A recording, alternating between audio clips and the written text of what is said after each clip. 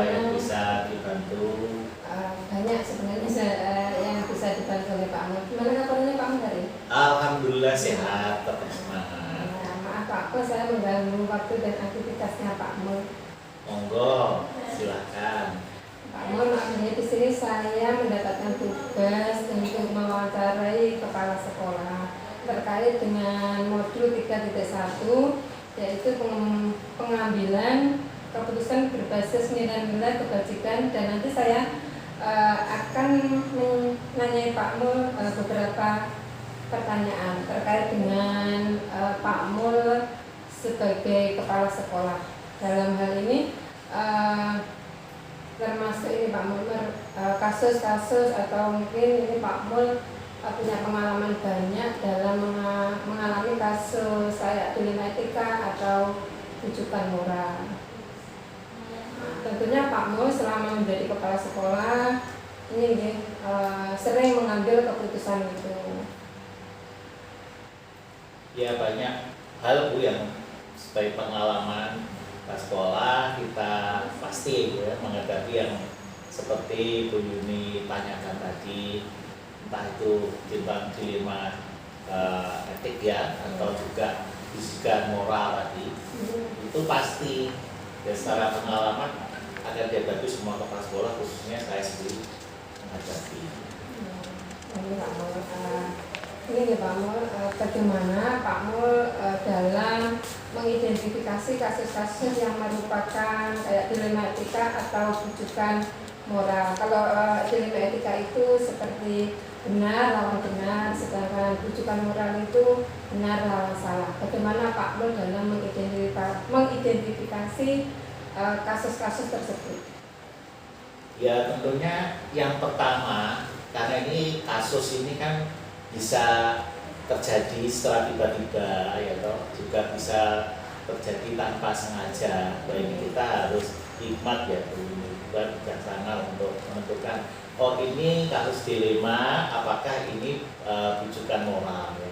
Identifikasinya saya akan melihat kejadian itu, apakah itu masuk ke tadi dilema ya atau ke rujukan moral, karena kegiatan-kegiatan itu tentunya agak sedikit berbeda ya, berbeda antara dua hal itu. Ini harus pandai-pandainya kita mengidentifikasi ya, caranya tadi sering-sering melihat ya, sering-sering menanyakan dan juga berinteraksi dengan teman-teman di sekolah, bapak ibu guru, siswa, dan juga bahkan orang tua.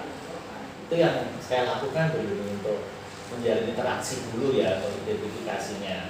Karena itu yang penting bagi saya. Ya, berarti gini Pak Mul, dalam identifikasi kasus-kasus ini Pak Mul mengambilnya pertama melihat kejadiannya seperti apa, terus sering melihat apa itu kejadian-kejadian itu, terus berinteraksi dengan stakeholder yang ada di sekolahan, terus apa itu kayak bersosialisasi juga, ya, mengkomunikasikan. Komunikasi. Akhirnya Pak Mul, gimana Pak Mul menjalankan atau mengambil keputusan di sekolah Pak Mul, terutama untuk kasus-kasus di mana ada dua kepentingan yang sama-sama benar atau sama-sama yang mengandung nilai-nilai kebajikan itu. Ya. Ya memang agak sulit ya kalau dihadapkan ke dua hal yang foto-foto bener ya, sama sebenarnya. Nah ini kalau pengalaman saya, dua-duanya akan saya tinjau dulu, ya akan saya tinjau dulu kebenarannya di mana dua hal tersebut. Nah kemudian kalau itu sudah saya tinjau, saya analisis kebenaran masing-masing, baru saya tentukan skala prioritas. Prioritas mana dari yang benar dan benar ini yang perlu didahulukan untuk ditangani. Dan tentunya ya menyangkut tadi ya, adanya interaksi dulu, kita kumpulkan semua stakeholder tadi, dan kita harus tahu siapa yang terlibat di kegiatan kasus itu. Ini kan harus kita libat. Selain prioritas tadi ya kita libatkan mereka. Jadi jangan melibatkan orang lain dulu, tapi yang terlibat itu siapa saja, ini perlu kita tahu. berarti dalam pengambilan keputusan Pak Mul yang mau diambil pertama ini ya, Om, ya. Dua-duanya akan ditinjau dulu, Ya, kasusnya apa dulu, kebenarannya bagaimana. Terus baru itu menganalisis kasus itu. Terus memprioritaskan kasus mana yang mau diambil terlebih dahulu. Betul. Dengan cara tadi melibatkan juga Melibatkan orang-orang yang ada di kasus tersebut. Sebenarnya Pak Mul, ini langkah-langkah atau prosedur seperti apa yang Pak Mul ini biasa lakukan selama ini dalam pengambilan keputusan? Ya, kalau pengambilan keputusan sekali lagi saya meninjau dulu ya. Ini langkahnya ini Pak, langkah atau prosedur? Prosedurnya ditinjau dulu dari kasusnya itu, terus yang kami prioritaskan dulu ya, mana yang paling pas. Misalkan salah satu yang harus segera ditangani. Nah, kami libatkan dulu tadi yang saya sebut orang-orang yang ada di situ, kemudian kita ambil jalan musyawarah mufakat untuk mencari solusinya seperti itu. Jadi saya tidak otoriter langsung mengambil keputusan ini ya. Saya harus meminta pendapat dulu dari beberapa yang terlibat di kasus tersebut, sehingga nanti kita bisa sama-sama memberikan solusi, sehingga tidak ada mana yang salah, mana yang benar, atau yang kalah itu menang ya. Semuanya nanti harus bisa terpecahkan dan puas semuanya. Untuk ini Pak Mul, prosedurnya ya. Terus kalau ini Pak Mul, hal apa saja yang selama ini Pak Mul anggap efektif dalam pengambilan keputusan pada kasus-kasus dilema etika? Yang paling efektif kita harus berjalin komunikasi. Itu komunikasi itu yang paling efektif ya. Karena dengan komunikasi kita akan tahu sebab dan akibat itu terjadi dari kasus tersebut. Karena ya sangat dilematis tadi ya, kalau benar dengan benar tapi tanpa dikomunikasikan ya nanti malah jadi salah suruh atau misunderstanding ya, salah paham. Komunikasi itu harus penting, itu kuncinya. Berarti Pak Mul dalam pengambilan keputusan secara efektif itu terutama pada kasus-kasus dilema etika itu berarti ini ya Pak Mul, komunikasi pada orang-orang yang terlibat dalam kasus tersebut. Iya, betul. Itu Pak Mul, ini berikutnya Pak Mul, hal-hal apa saja yang selama ini merupakan tantangan dalam pengambilan pada kasus-kasus dilema etika? Tantangannya apa saja? Ya, tantangannya karena kita itu berbeda-beda karakter ya.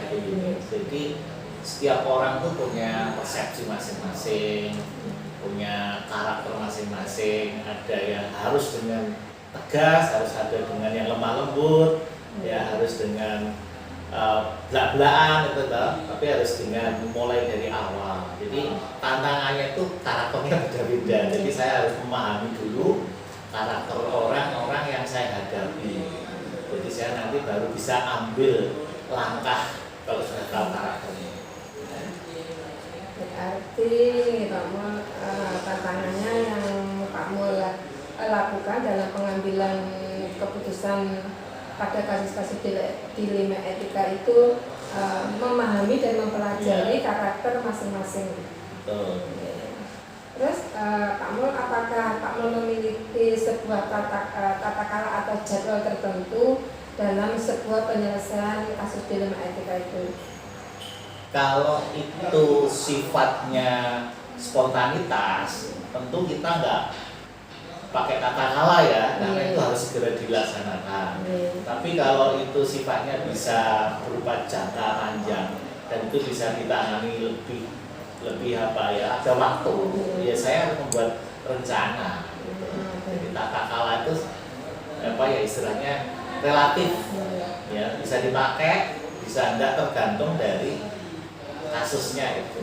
Jadi spontan ya kita harus segera spontan. Jadi kalau bisa ditunda ya itu harus kita buat tata kala itu. Berarti mama penyelesaian masalahnya itu langsung mama terjadinya di tempat itu, berarti langsung di tempat itu juga ya. Dan ini Pak Mul, tadi kayak prosedurnya kan sudah disampaikan oleh Pak Mul.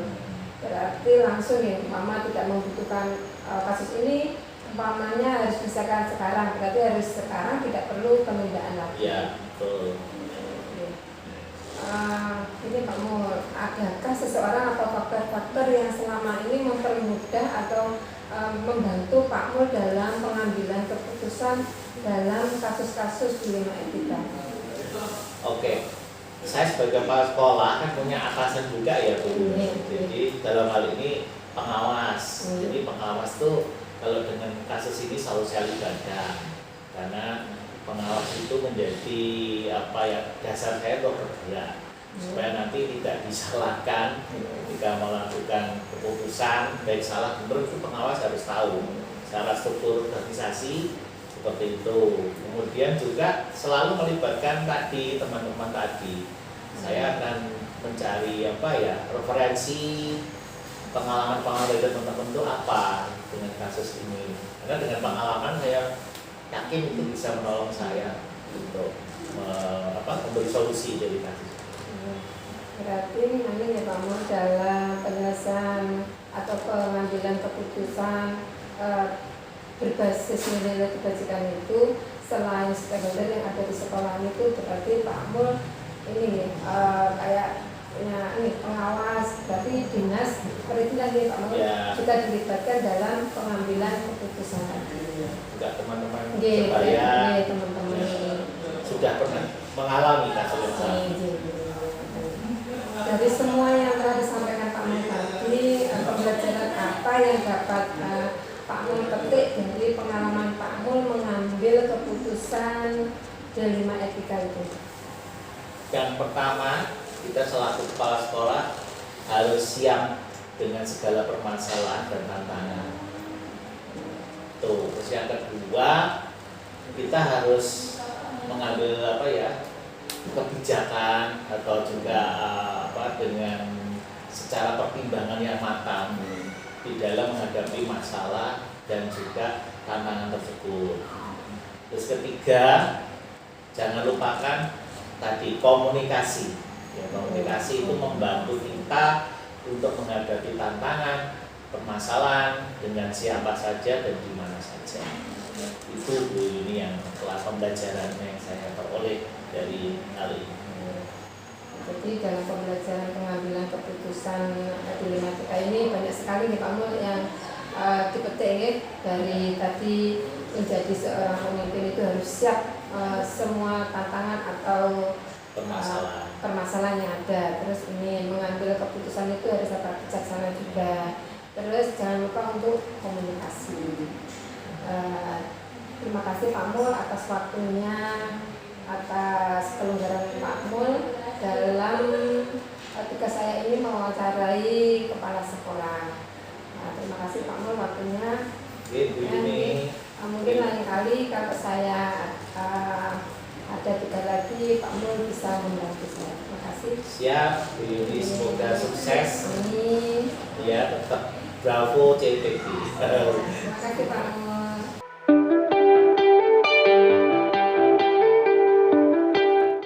Selamat siang Bu Lupi. Selamat siang Bu Yuni. Gimana kabarnya Bu Lupi hari ini?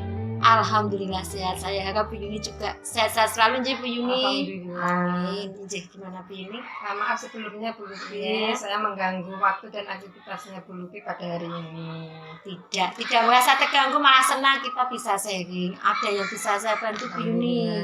Begini Bu Lupi, saya kan dapat tugas dari CGT saya. Di sini saya mendapatkan tugas untuk mewawancarai kepala sekolah terkait dengan modul 3.1 yaitu demonstrasi kontekstual, yaitu pengambilan keputusan berbasis nilai-nilai kebajikan. Dan nanti saya akan menyampaikan beberapa pertanyaan terkait dengan pengalaman Bu Lupi selama menjadi kepala sekolah di SD 02 Kanigoro. Iya, gimana Bu ya? Tentunya Bu Lupi dalam menjadi kepala sekolah mempunyai banyak pengalaman dalam pengambilan keputusan-keputusan itu nanti terkait dengan kasus-kasus dilema etika atau dengan bujukan moral. seperti itu. Oh, Oke.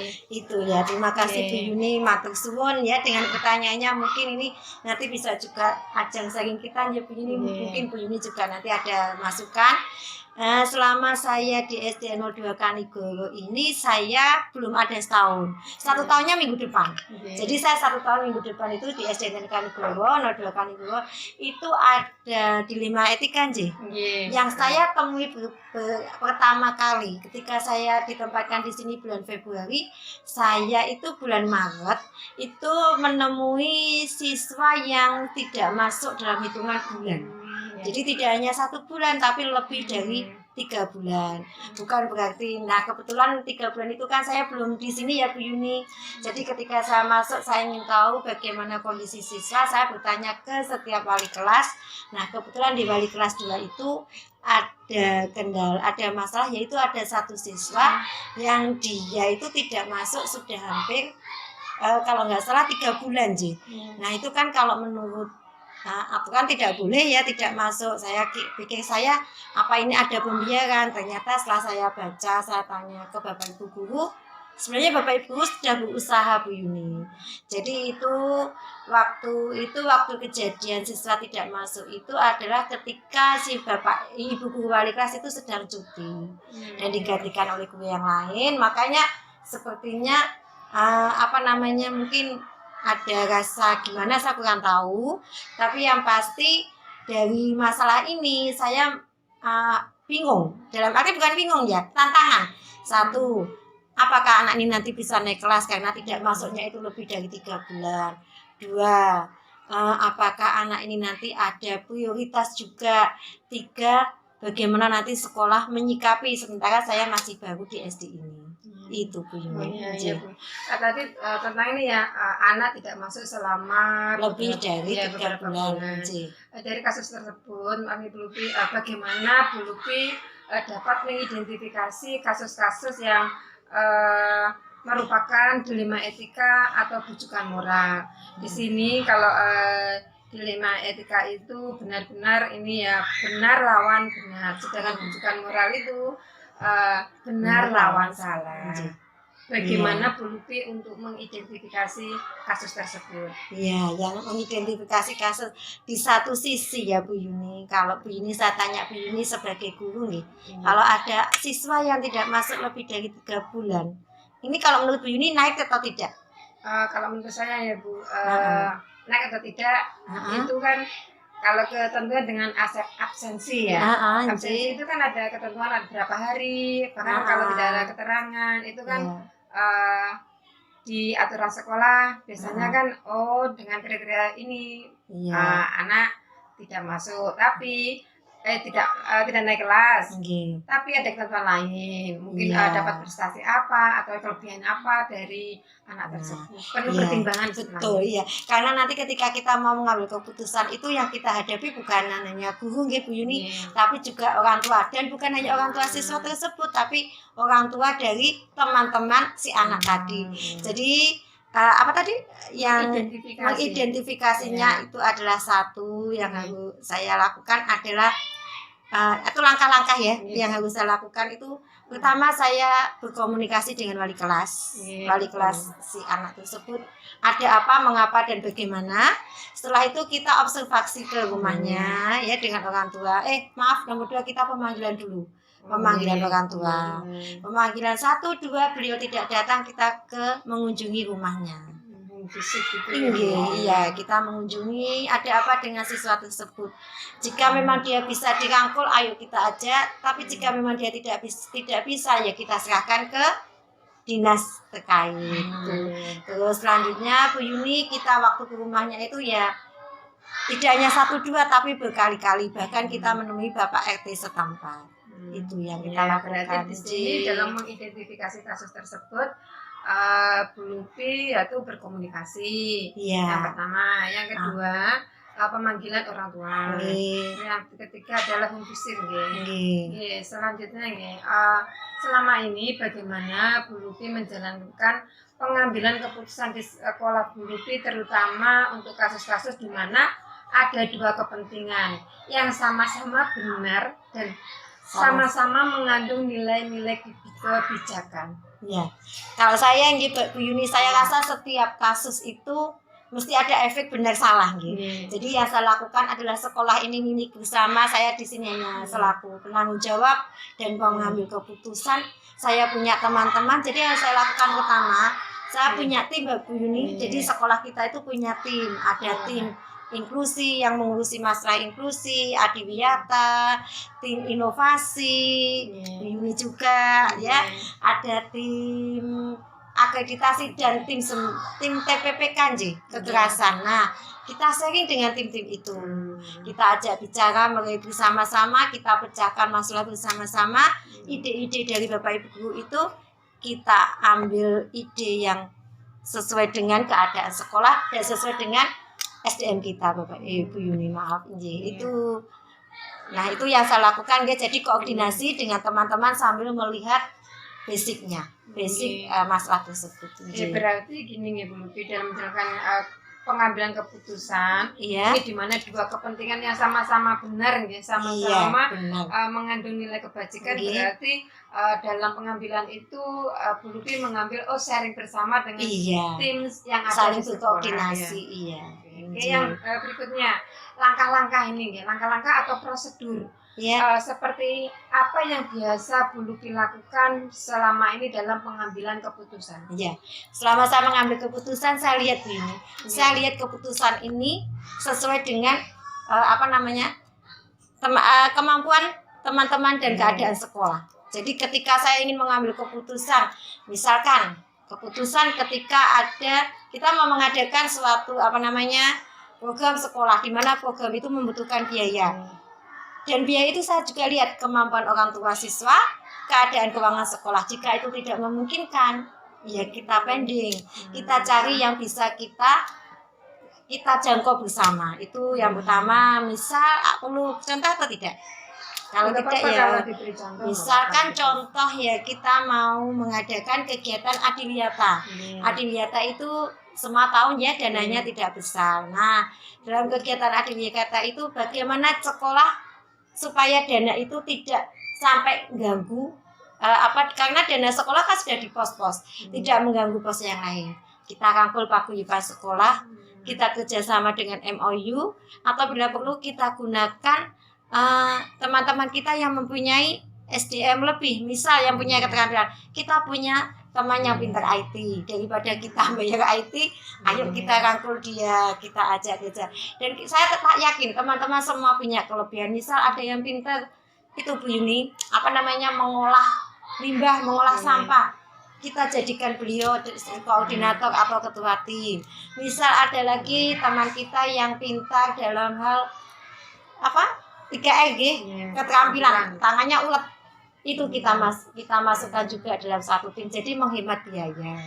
Jadi kalau mama ngecat Bu, nah ngecat itu kalau mama mungkin di sekolah yang seperti punya dana yang besar, ambillah dia ada tukang cat, kita bolanya beli cat, nanti yang ngecat teman-teman. Berarti memanfaatkan tenaga atau memanfaatkan SDM teman-teman. SDM tanpa mengganggu jam istirahat beliau Bu Yuni. Terima kasih.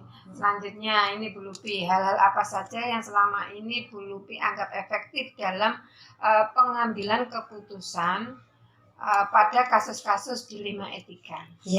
Saya ketika ada kasus ya Bu Yuni, kalau kasus itu misal dengan siswa, kita koordinasi dengan wali kelas, karena SD tidak punya guru BK, jadi koordinasinya dengan wali kelas dan guru agama. Itu yang biasa saya ajak sharing, seperti kasus tadi kelas 2.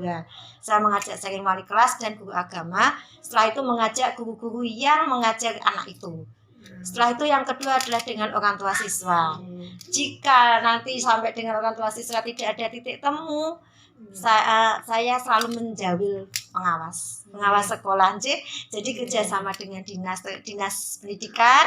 Jadi melalui bapak pengawas, dengan kita konsultasi dari bapak pengawas, insya Allah nanti ada jalan keluar. Kalau bapak pengawas ngaturi, yaudah Bu Lupi, kita kita ajak anak itu bla bla bla bla, kita ingin selagi itu bagus kita ikuti. Tapi insya Allah apa arahan dari bapak pengawas selalu yang terbaik buat sekolah. Berarti ini koordinasi dengan wali kelas itu penting, dengan orang tua. Jika apabila di sekolah tidak bisa untuk mengatasi masalah tersebut, baru dengan pengawas pihak dinas itu pengawas. Untuk berikutnya ini hal-hal apa saja yang selama ini merupakan tantangan dalam pengambilan keputusan terutama pada kasus-kasus dilema etika. Iya, tantangan terbesar itu adalah orang tua ini. Orang tua adalah masyarakat. Karena ketika kita mengambil keputusan dan itu menurut masyarakat, dan itu yang menilai bukan hanya guru dan orang tua, tapi masyarakat akan menilai kita. Jadi kita mengambil keputusan itu yang kita seperti kasus tadi, kalau anak itu nanti kita suruh masuk lagi dan kita naikkan kelas, otomatis masyarakat akan menilai, tapi kita juga harus mempunyai argumen yang membuat masyarakat yakin. Jadi tantangan yang luar biasa. Luar biasa itu orang tua dan lingkungan masyarakat. Karena tidak hanya membawa nama saya tapi nama sekolah. Atau nama lembaga juga.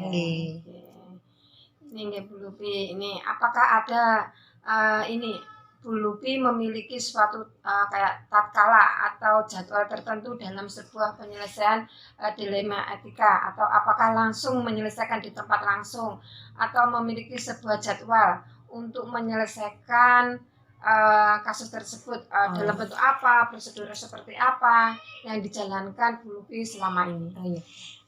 Selama saya ada kasus selama ini, saat saya hadapi, insya Allah saya akan langsung menyelesaikan kasus itu tanpa menunggu jadwal. Karena kalau kita jadwal nanti kasusnya keburu membengkak begini ya. Jadi begitu ada kasus langsung kita pecahkan. Jika saya memecahkan kok belum bisa sendiri, berarti saya harus merangkul Bapak Ibu guru, stakeholder yang ada di lingkungan kita ya. Di lingkungan sekolah, apalagi yang kaitannya dengan biaya. Itu saya tidak bisa sendiri begini. Ya. Berarti langkah ini dalam menyelesaikan kasus tersebut berarti langsung diselesaikan begitu ya, tanpa menunda-nunda. Ini ada bukunya Bu Yuni, tanpa harus menunggu waktu berikutnya ya. Ini ada buku buku studi kasus saya kalau Nih, dimana di sini jika ada kasus ya, ini misal kasus nomor 1 ada siswa yang bukan merusakkan ya, dalam artian dia tidak merawat Chromebook. Ini bagaimana pemecahannya? Karena ini Chromebook kan alat pinjam pakai dari pemerintah Kota Madiun melalui dinas pendidikan. Jadi nanti ini tanggung jawab sekolah juga. Nah seperti ini. Jadi ini nama siswa, tanggal kejadian, nama siswa, terus di sini pemecahannya. Ya, berarti perlu pencatatan ya? Iya, saya selalu mencatat setiap kasus. Ya. Selain langsung diselesaikan dalam waktu tertentu atau waktu itu, berarti kasus-kasus itu perlu dicatat. Iya, saya catat dengan nama buku studi kasus. Iya.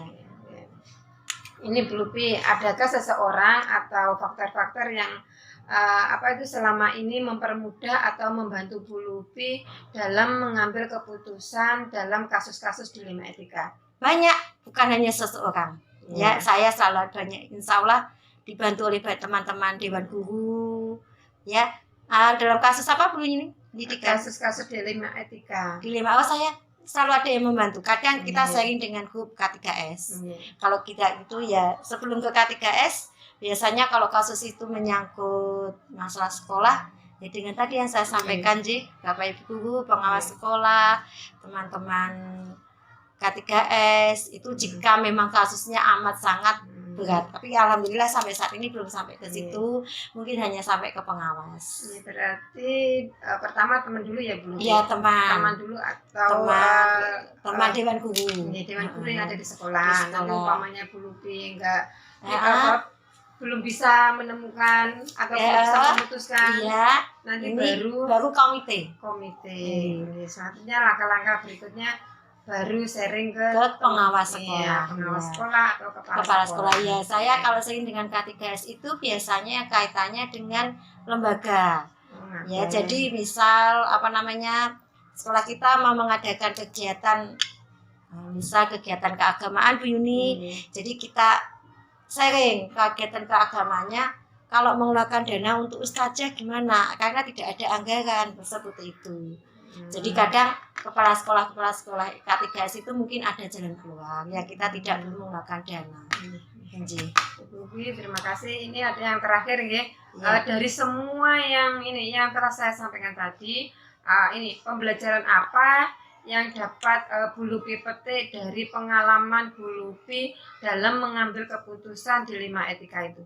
Pelajaran yang saya petik adalah ketika kita mengambil keputusan, yang harus kita lakukan satu, tidak terburu-buru. Ya, perlu proses. Nggih. Mengambil keputusan perlu proses, perlu pendekatan, nggih, pendekatan dan bila perlu juga langsung observasi kalau kita langsung melihat langsung ke seperti tadi kita ke rumahnya itu home visit atau observasi nggih. Lalu melibatkan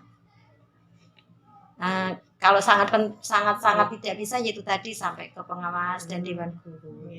Berarti hal yang telah disampaikan tadi, pembelajaran yang dapat dipetik dari pengambilan keputusan dilema etika tadi, satu, tidak terburu-buru dalam pengambilan tersebut. Karena kalau terburu-buru kan otomatis kan ada pihak yang dirugikan, ada yang tidak. Satu itu. Tambah Bu Yuni tidak emosi. Karena mengambil keputusan dengan emosi itu biasanya celaka kita. Yang kedua adalah tidak emosi. Tidak emosi. Perlu proses dalam pengambilan keputusan. Terus perlu pendekatan betul. Dengan yang bermasalah tadi. Yang berikutnya adalah observasi. Observasi di sini orang atau anak yang terlibat langsung dalam kasus masalah tersebut. Iya betul. Ini kan tidak hanya kadang ya Bapak Ibu guru atau siswa mungkin atau masalah sekolah. Pokoknya kita harus selalu mendekati dengan tidak emosi. Terima kasih Bu Lupi atas waktunya. Sami-sami Bu Yuni. Terima kasih atas semua yang diberikan, informasi yang diberikan kepada saya. Selanjutnya nanti kalau ada ini saya perlu bantuan atau ini tugas yang lain berkaitan dengan kesekolahan ini, saya minta tolong nanti Bu Lupi. Siap, insya Allah siap. Sami-sami Bu Yuni.